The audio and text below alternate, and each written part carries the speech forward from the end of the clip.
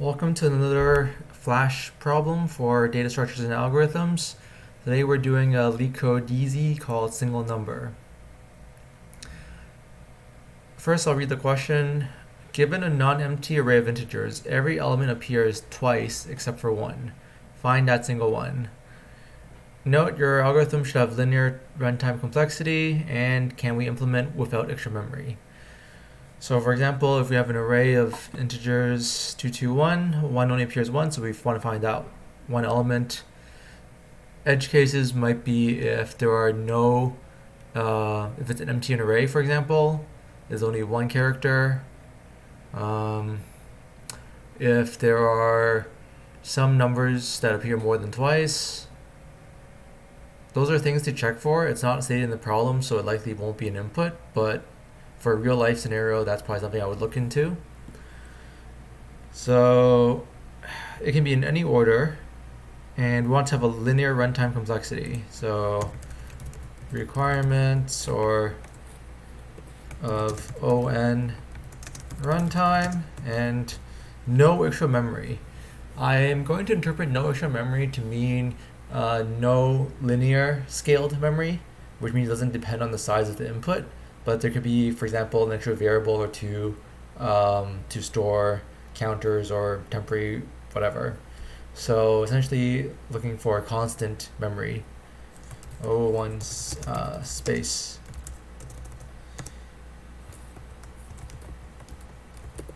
Alright, so the brute force method I would automatically think of would be to go through every number in the array and sort that into an object, with the number being the key and the value being the number of occurrences, and then at the end just loop through the object, find the one with only one occurrence. That would require having an extra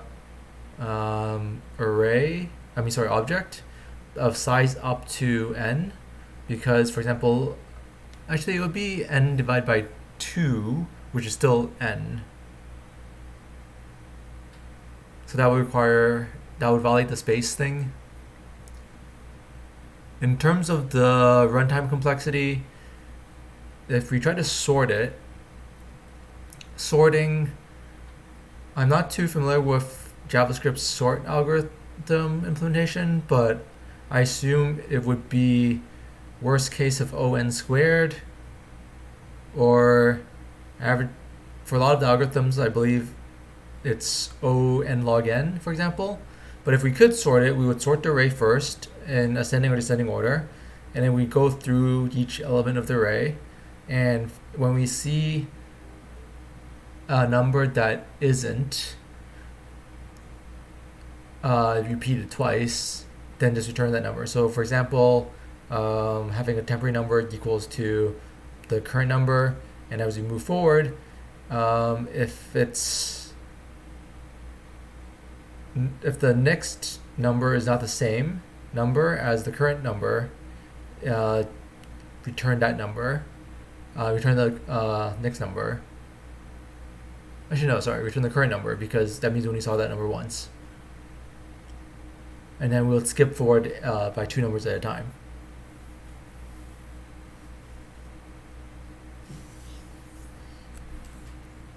But in terms of linear runtime complexity, I'm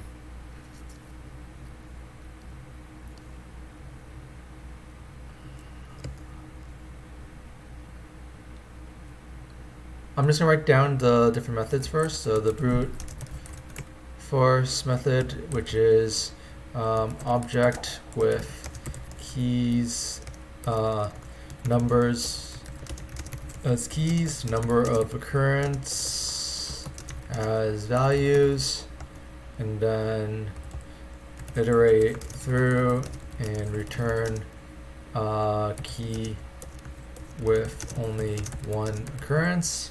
So that'll work, but that's going to be O of n. Time complexity is like probably O of 2n, because you have to iterate through the array twice. 1.5n, but then the space would also be O of n as well. It would be O of n divided by 2, but that just kind of translates back to on. So if we had to sort, we would just sort the array and then loop through array with by checking current and next. If same, then skip 2. So we increment the counter by 2.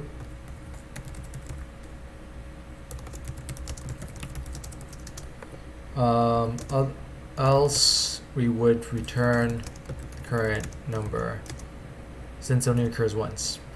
So this would be O of probably n log n, time and space of constant, because we just sort the array.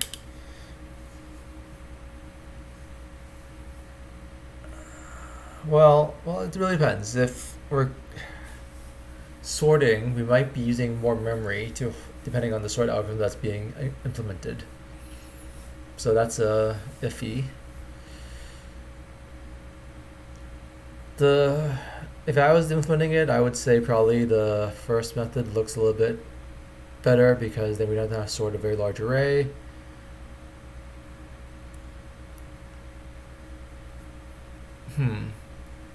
But if I want to do both linear runtime complexity and without using extra memory, we could try.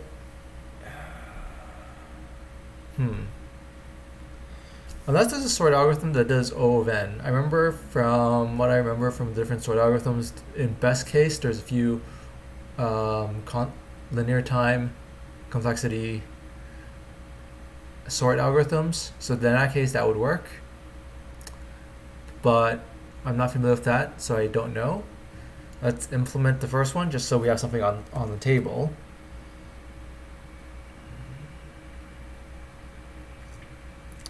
So let's convert this to an object.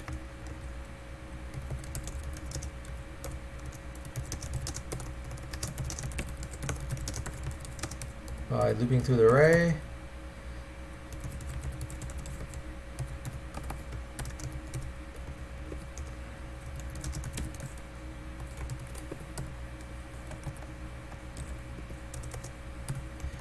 And then we'll just do count at key, which is nums. It'll increment. So that's just equal to that, or 0 plus 1. So what this does is, if count nums exists, which means that it's just a number there already, then use that and increment by 1. Or if it doesn't exist, then just start off at 0 and increment by 1. So that'll create an object described above here. And then we want to iterate through the object and return the keys of only one occurrence. So here we'll do for let's see, I believe it's either of or in. So let element of count, it's probably in, I think, because of sounds like it's going to get the element, that the value instead of the key. But let's test it out and see if it works. So if count nums is less than 2, then we want to return nums.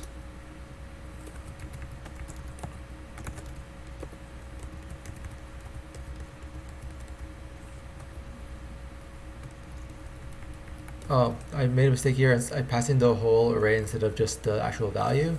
So there should be nums at I.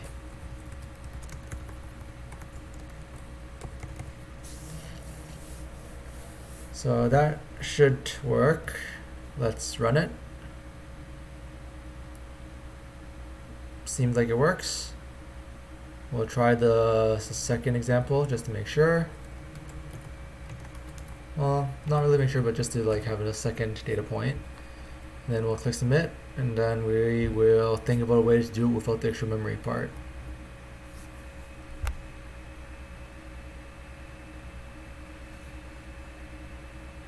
So fairly average runtime, but we used a lot of memory there.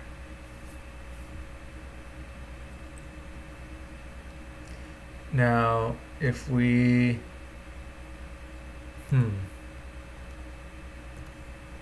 implement it this way, it depends on the sort algorithm. If the sort is linear, then it'll work. If it's not, then it won't. But let's implement it anyways, just because we can, and that's probably the only method I have of reducing the space complexity. So if we do nums.sort, there's a default sort that sorts numbers properly, I believe, but otherwise you can pass it a callback that will help determine how to sort. So for example, if the callback determinant function returns -1, I believe it's sorted prior, 1 is sorted in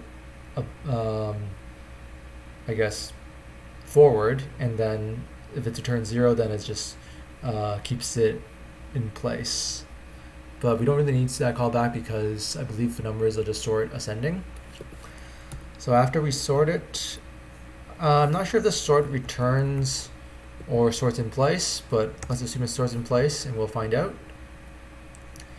So first we'll comment out that part of the code, and then we'll start on the second one. So after it sorts, we just have to loop through the array again. We'll just copy in the loop from above.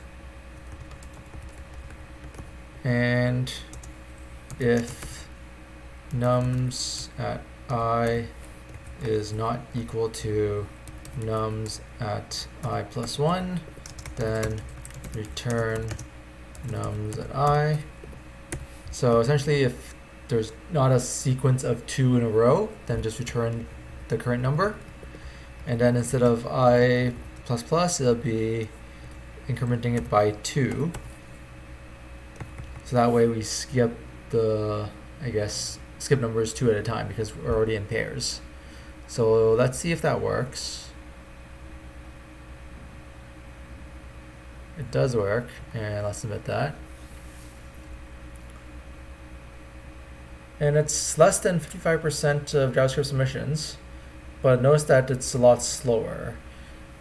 Keep in mind that for memory, I kind of think it's pretty relevant for Leetcode, but for runtime, it's not really a good comparison because there's a lot of variation. So the same algorithm, when you submit, it can have quite wildly different numbers, so I don't really believe this one. But it does seem to take longer than the O of n over 2 operations that we had in the first attempt. But in terms of whether we can do it with no memory, no extra memory and also linear time, I don't know on that one. I'll have to say I don't know. You can look at the solution, but you can probably look at the solution on your own time. So this is just me trying to solve on my own part. But yeah, so I guess that's it for this problem. I might have a follow-up on explaining the solution later. Make sure you click subscribe and tune in for more of these videos.